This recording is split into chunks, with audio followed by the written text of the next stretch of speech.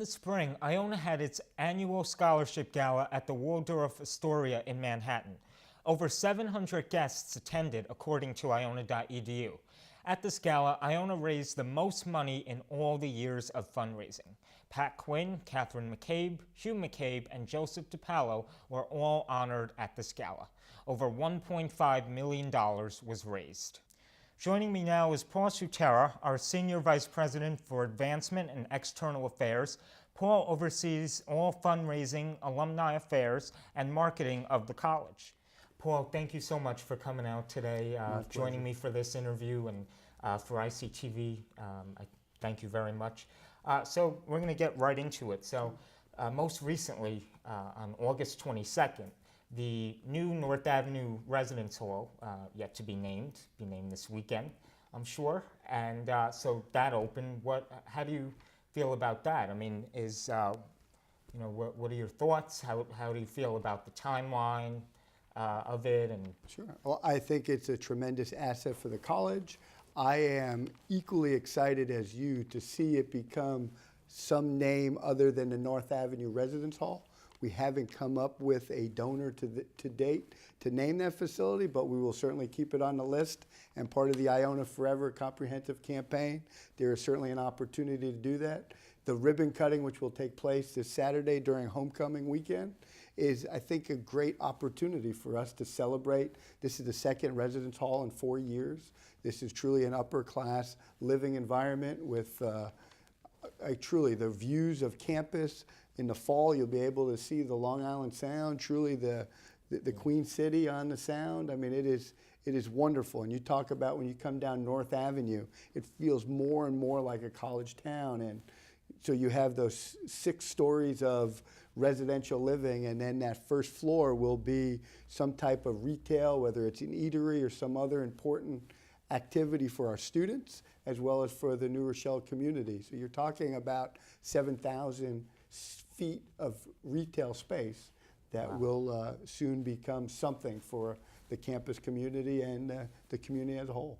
no word yet on what will go there. Is it still in the process of negotiating? They're still looking for the right vendor or vendors to come in. And again, I would say from where I sit, some type of food establishment. We really need, whether it's a diner or some kind of concept similar to that you can actually sit down and have a cup of coffee, have a meal, and then, if that's all 7,000 square feet, wonderful. If it's not, something that complements that. My colleague, Anne-Marie Scattini-Lynch, who's our CFO at Iona College, is the area and the person that's helping lead that, working with an outside recruiter, if you will, to find the right business to come in and be part of the Iona community. Yeah, I'm really looking forward to what will go at the bottom. I'm sure a lot of my fellow classmates are as well. But it's just massive. Like when it was finally finished and everything, and everyone was moving in, like a lot of the media organizations from the tri-state area were covering it, and students moving in. I mean, the rooms are just beautiful. As you said, the view up on the 6th floor, I mean, the view is magnificent. I mean, I think it's truly an Iona building. When you think about the work that the facilities folks, men and women, put together, all of our students, everyone trying to make sure that building was ready for move-in, because it's one of those, you can't miss it by a few hours, you can't miss it by a few days. And I think President Nyer shared with me that we received the temporary occupancy on a Saturday, and by that Monday we were ready to go. And it took one of those, it took a village. It took the faculty, it took the staff, it took the students, everyone coming together, kind of rowing all in the same direction to make that go. And that's just the Iona way. Yeah, I look forward to seeing it, and it's just great that they were able to complete it all in 15 months. Quite impressive. Now, moving on to the next question I have for you. Now, what's next on the 5-year plan? Of course, this is a big accomplishment, the new residence hall.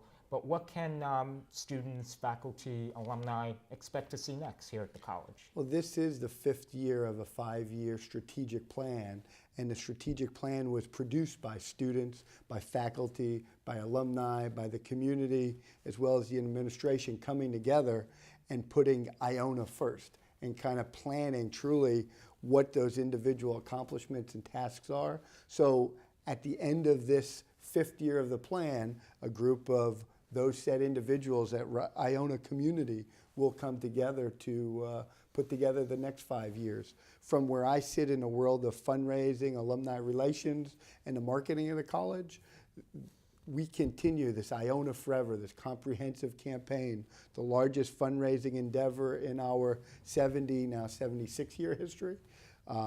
It's $150 million, and we're at $80 million in gifts and pledges raised. We had one of the most successful, I could actually say the most successful fundraising years last year, where we brought in more than $18 million in gifts and pledges towards the campaign.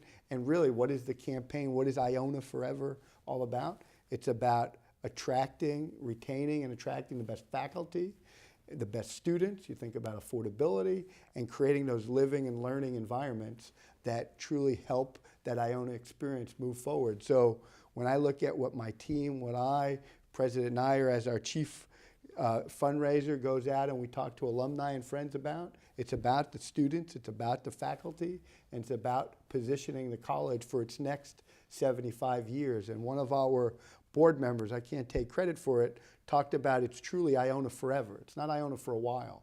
And when we look at the advances in just the last 5 years, the endowment went from $52 or so million to now well over $118 million. That is going to continue with this Iona Forever campaign. When we look at affordability, we've had low tuition increases. I wish they could be lower, but it's one of those pieces that everyone is looking at and saying, how can we make this Iona education affordable so the individuals who deserve to be part of it could be part of it? And that's, again, part of the campaign. So whether it's our faculty, whether it's our students, whether it's our alumni and our friends coming together, this is what Iona is all about, and it's an exciting place to be. Yeah, I agree, and I thought the name Iona Forever, that was a great name. You know, nice and simple, means a lot to everyone. Simple but deep, yes. Yes. It's got a lot of depth to it. Yes, of course. So last year, believe it or not, it's been a year since I interviewed you last. The 75th anniversary of the college was upon us. You know, on September 19th, 2015, that's when it was initiated, launched. Looking back, what would you say are some of the highlights? Well, I agree with you. When we think of September 19th as a day itself, that was truly the 75th birthday of the college. So when you think of Brother Cornelia being on the steps of what now is Cornelia Hall and talking to that incoming class, 75 years to the day, President Nair speaking to our community and announcing this largest comprehensive campaign, I think is pretty impressive and purposeful in doing that. But you think about how the day built up. We had an international day of service. So students, alumni, faculty, staff coming together and living the mission. You know, we had Christian brothers in Africa and other parts of the world participating on the same day, everyone living Iona. I think that's pretty exciting piece to kind of see and kind of develop on that said day. That is when we went public, so we're a little over a year into the public phase of this campaign. I think at the time we had about $61 or so million raised, and now we're at $80 million. So a lot's happened in a year, absolutely. I think about the 75th anniversary of the college. We had 2 publications or books produced. Brother Dunkak, Advancing the Iona Legacy. He built upon Brother Quinn's the first 50 years of the college and added those next 25 years to put together kind of the Iona story through the lens of the Christian brothers. Rick Palladino, the director of the libraries, was very instrumental in the photography and some of the photos to help that book really come to life. But that's a great book to actually tell the story, tell our story.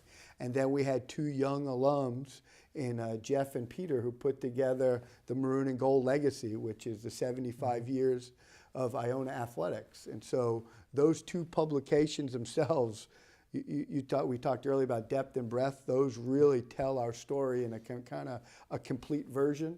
So those items I think I'm very proud of. I think just the community coming together and celebrating, our students, our faculty, our staff all coming together, and our alumni celebrating. And again, we talk about the endowment and where it is, and the largest freshman class to date, the most diverse freshman class, and we look at the direction or the trajectory of Iona, and there's a lot of positive momentum. That's exciting. We're a young institution, 75 and now 76 years young. It's very young, and yet I guess you would say we're out punching our weight in the sense of what we do and how we do it as a community. And you talk about fighting the good fight, Surter Bonum Surtonum. We are certainly doing that as a community, and that's exciting, that's inspiring, and I can't think of a better place to be to continue on these efforts and the energy. Yeah, the one thing I do remember about when the campaign was started was an ad was placed in the New York Times, and I thought that was just a phenomenal way to try to expand, try to get the word out about this. There were online ads. Like, it was just a great... You're talking about moving the world, and yeah. you think of where our alumni are. Yeah. They're truly throughout the world in what they do, whether it's the CEO of Univision and Randy Falco, who actually helped provide some of the philanthropy for the studio here, or the other individuals. I mean, the New York, New Jersey Super Bowl wasn't too far removed, and yet the CEO of that was Al Kelly, another one of the alums here from the college. So you talk about, and that's probably one of the largest international events there could be.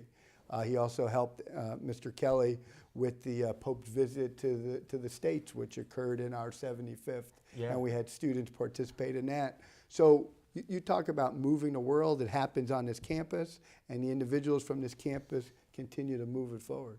Yeah, no, that was such great timing when Pope Francis came. It's almost like we planned it. Yeah, it was great. I mean, he went to Philadelphia, New York, Washington.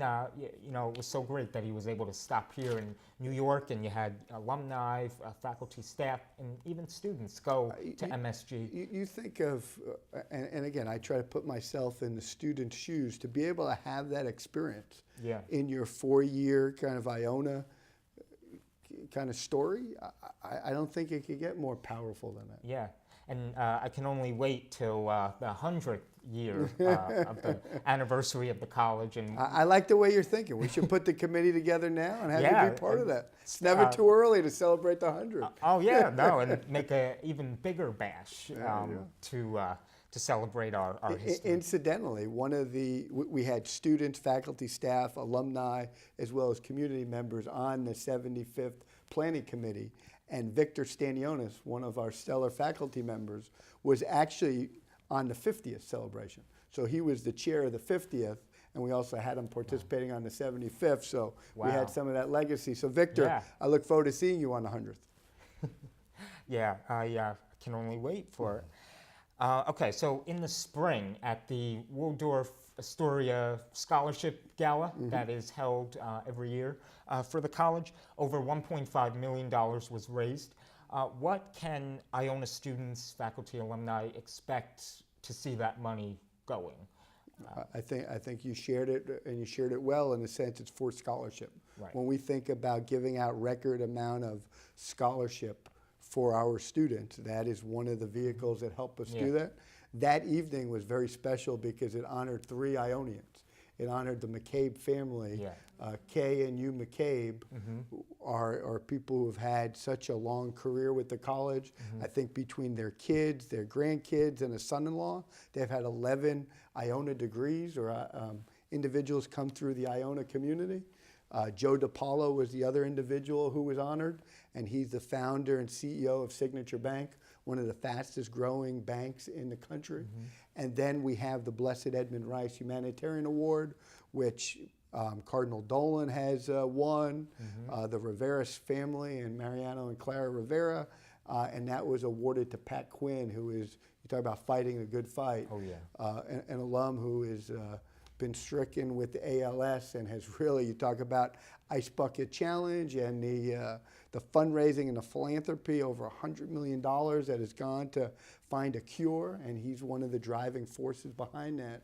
We just incidentally, our athletic director, Rick Cole, our head women's basketball coach, Billy Gotzi, and myself were just challenged last week by an alumnus in Texas to participate in the Ice Bucket Challenge. Wow. And we did so wholeheartedly because, one, it makes sense, it's the right thing to do, and to support one of our alums in Pat Quinn.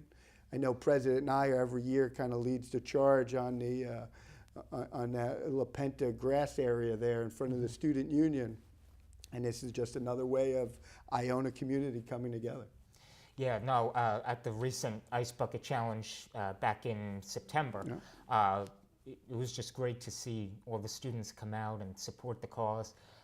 Another thing is they made those videos of each alumni at the gala. I was actually in the Pat Quinn one where he's the definition of courage. I thought that was a great idea to show at the gala and just to show how much the Iona community appreciates all of our alumni. And you talk about being a student and participating in that. Yeah. 2 years ago, Jim Hines, our chairman of the board, said, when I was a student, I had the ability to participate in that type of event, and it had a profound effect on me and my relationship with the college. And so when he was being honored, he made it a point to purchase and provide philanthropy for over 100 students to participate. The Board of Trustees kind of took the torch, as well as some of our important donors, to have even more students, as you know, this past year, participate in it. And I think it's a piece. I think the energy that happens there, you talk about raising scholarship dollars for the product being the students and having the philanthropists and the students in the room at the same time interacting. I think it's a great recipe for success. And since this was the most money raised to date. We're always trying to make the next year the largest to date. But yes, $1.5 million of... Yeah, so did that lead to Iona accepting more students, getting a bigger class? No, they weren't connected to that, but we give out a lot of scholarship. We are now at the level of the most scholarship that the college has ever done, and it's not all fully endowed. And so the more we're able to provide, the more helpful it is to that budget line and to make sure that we have enough scholarship to give out. Absolutely. All right. Well, Paul, thank you very much for joining us today. My pleasure. Thanks for having me. Yes, and I do appreciate it. And if you want to learn more about the Iona College scholarships and the Iona Forever campaign, you can head over to iona.edu, and all the information is listed there.